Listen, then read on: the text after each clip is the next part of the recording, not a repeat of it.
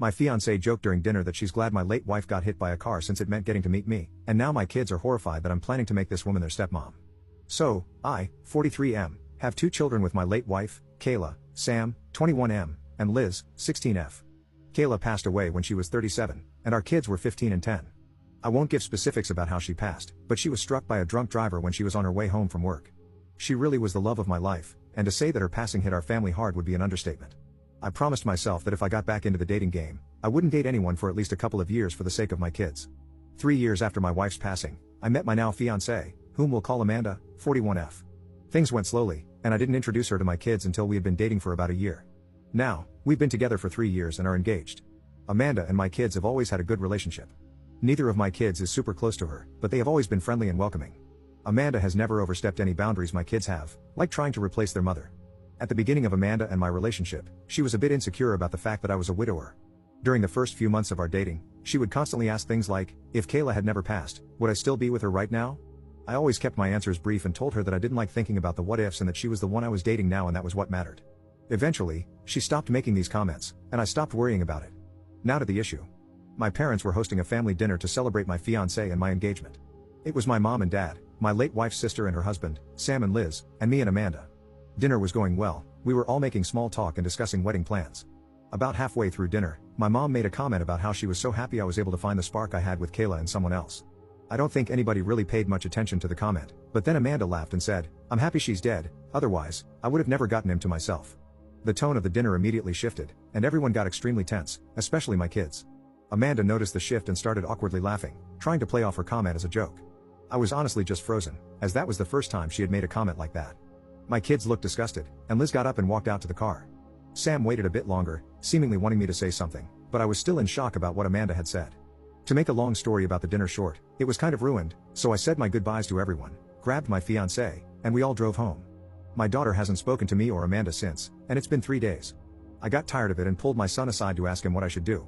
He said something along the lines of, I'm a grown man and don't care who another grown man marries, but I don't want a woman who speaks like that about our mother around my sister. Sam's comment stuck with me, and now I'm considering calling off the engagement entirely. She's never made comments like this before, but I'm worried if I let it slide this one time, it will become more frequent and affect my daughter. I need some advice from outside perspectives and just want to do right by my kids. Update 1. I promised I would update everyone after I had talked to my kids, so here is the update. It's kind of long, so I hope that doesn't go against the rules of this community. I'm also going to use this update to clarify some of the questions people were asking in the comments. Did my fiancé apologize to anyone at the dinner party? No, she didn't. I honestly don't think it even registered or has registered to her that what she said was wrong. Does my fiancé have social anxiety? Not to my knowledge, no. In all the time I've known her, she's never shown any signs of social anxiety and doesn't have a history of it. Now for the update. At around 5:30 last night, my fiancé left for work. She works nights most days of the week, so I was able to call my son and ask if he could come over so I could talk to him and his sister. He goes to our local college and lives in an apartment near his school. When he started college, he wanted to move out but also wanted to stay close to us, so he settled on an apartment a few blocks away from the college. He came over, and I called him and his sister into the living room to talk with both of them. When they were seated, I told them point blank that I didn't think the wedding was happening anymore, and that the comment she made was unacceptable. I then apologized to them. I told them I was sorry for not saying anything for so long and letting the tension thicken in our home. I told my daughter that I understood why she hasn't spoken to me, and that I was sorry for allowing her to think that I was even remotely okay with what was said. I felt pretty spineless after we had gotten back from dinner that night, so I wanted to do everything in my power to make it right with my kids during the conversation. My daughter told me that she felt disgusted at the comment Amanda made, and even more so when I didn't defend her mother. She then told me that in the past 2 years that she's known Amanda, she felt like she's been gradually trying to push her and Sam away from me. One of the examples Liz gave was when my son moved out. He moved out when he was about to start his sophomore year of college, and when he mentioned the idea of moving out, Amanda was the one who took that and ran with it. According to Liz, Amanda was the one encouraging Sam the most to move out. To be clear, I was never against Sam moving out, but I made it clear to him that he was welcome to live at home during his college years and even after until he found where he wanted to be. I asked Sam if he felt pushed out by Amanda and if that's why he moved out. He said he hadn't felt pushed out before he mentioned he wanted to move, but after he put it out there, my fiancé kept pushing for him to move out. Liz cut in and said that every time she brings up college, Amanda keeps encouraging her to go out of state. Liz doesn't plan on going out of state and has been open about wanting to attend the college Sam is attending right now. Liz said she feels like Amanda is waiting until she graduates high school and goes to college so she can move out. A lot of the comments were right about the subtle comments eventually turning into Amanda wanting my kids pushed away from me.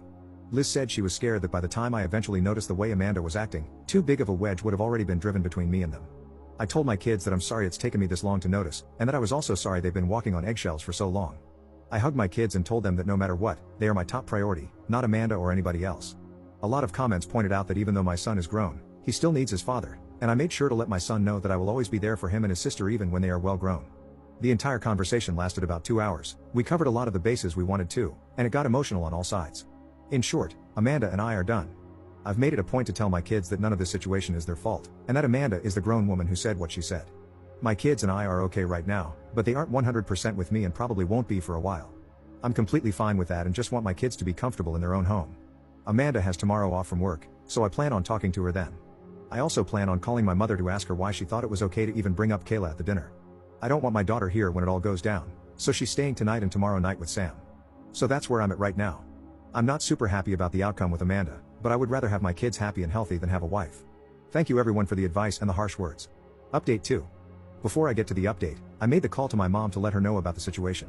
A lot of the comments advised me not to bash my mom for the comment she made. Now, thinking back on the situation with a clear mind, the comment my mother made towards Amanda was most definitely a compliment. This was confirmed during the call I had with her. My mother, bless her heart, felt extremely guilty for the entire situation. She fully believed the situation stemmed from her one comment.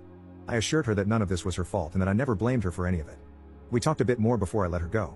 The call ended at about 9:15 a.m., and I was left waiting for Amanda to wake up. She woke up around 10:30 a.m., and I didn't want to ambush her right after she woke up, so I waited until about 11 a.m. to sit her down and talk. A lot of people in the comments suggested secretly recording the whole thing. I thought that was extremely smart, so I had my phone set to record in my back pocket the entire time.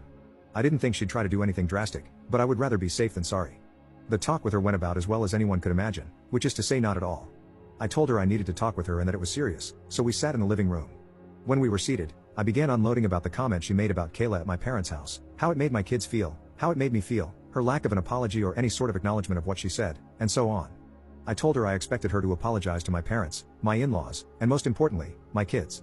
During the entire time I was talking, she didn't show any emotion other than slightly widening her eyes. After I spoke my truth, she straight up asked, "So if I apologize to everyone, we'll go back to normal?" I told her point blank, no. I explained that the comment she made at dinner was not the extent of my problems with her. I then told her that I knew she had heavily pressured Sam to move out when he wasn't even sure if he wanted to at that point in time, and that I also knew she was now trying to do the same with Liz.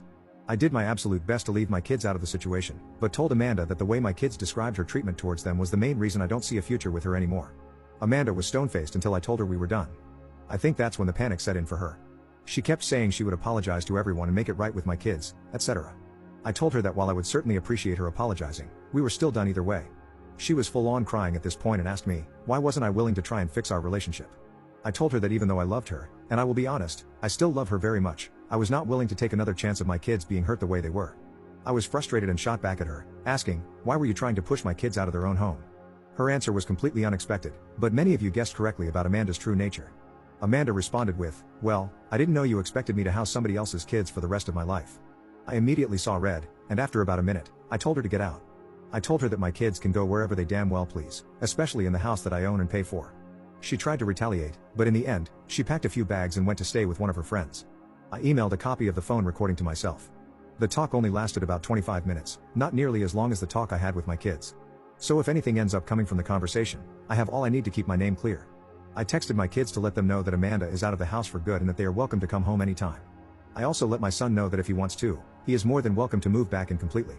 My daughter is coming back from her brother's place in the afternoon, and I still have phone calls to make to my parents and in-laws to apologize for this mess of a situation. Amanda is out of my house but keeps blowing up my phone, wanting us to try to work things out. I'll let her come by in the next few days so she can collect the rest of her stuff, but she is not welcome to live here again. I'll be honest and say that I am a bit devastated. Despite everything Amanda did, I still love her, and I probably won't stop loving her for a while. But I'll be okay. Right now, I just want to focus on the family that needs me and use this situation as an opportunity to bond more with my kids. Again, thank you to everyone who helped me in the comments. Update 3. Wow, I can't believe it's been almost a year since everything went down, and my posts still have so much traction. I want to give a huge thank you to everyone who's been engaged in my story, and an even bigger thank you to those who shared their own stories and advice when I was between a rock and a hard place. Everything that happened honestly feels like a lifetime ago, which has reminded me that I'm getting older as I'm now 44, haha. Liz turned 17 a few months ago, and Sam is about to be 22. Life has honestly been pretty peaceful since I broke things off with Amanda. She came by, picked up her things, and gave me back the ring, which I didn't want back, but she gave it to me anyway, and we didn't talk much. It was calm, But that didn't last because a few weeks later, she started harassing my social media for another chance. I was pretty exhausted by her at that point, so I just blocked her and had my kids block her as well. A lot of commenters pointed out in my second update that I didn't love her, I loved who I thought she was, and that was spot on. This realization helped the process of moving on go much more quickly. It's been radio silence from her end since my kids and I blocked her, and since it's been almost a year, I'm pretty confident it will stay that way. This whole situation has made me realize that I'm perfectly fine and okay with being single for the rest of my life. Maybe some people will see that as sad, but I find it more of an acceptance thing. Ending things with Amanda made me realize that I didn't feel the same love with her that I felt with Kayla, and probably never will with anyone else. That's not fair to me or the person I could potentially date, and I'm content with the family I have around me. This situation has given me a whole new appreciation for my kids. They showed more maturity and understanding than I ever did at their age, and it's made me love them even more, which I didn't think was possible. Sam still has his apartment. I offered for him to move back in, but he declined as he really enjoys having his own bachelor pad, which I understand, as I was his age once too. He has a part-time job he really enjoys, which he's been working at since his second semester this year, and I think he met a girl. I'm not sure, but I know my kid, and I'm catching a vibe from him. Liz is amazing as always and is enjoying summer before her senior year. She's made honor roll every year of high school, including this year, and I'm so damn proud. Both of my kids are such hardworking and genuinely good people that it's hard not to toot my own horn when I think about it, so I'm sorry for rambling about them. Anyway, that's about it for now. Again, I appreciate all of you fine Redditors for following how my kids and I are doing, and I hope this is a satisfying update for you. I wish you all the best.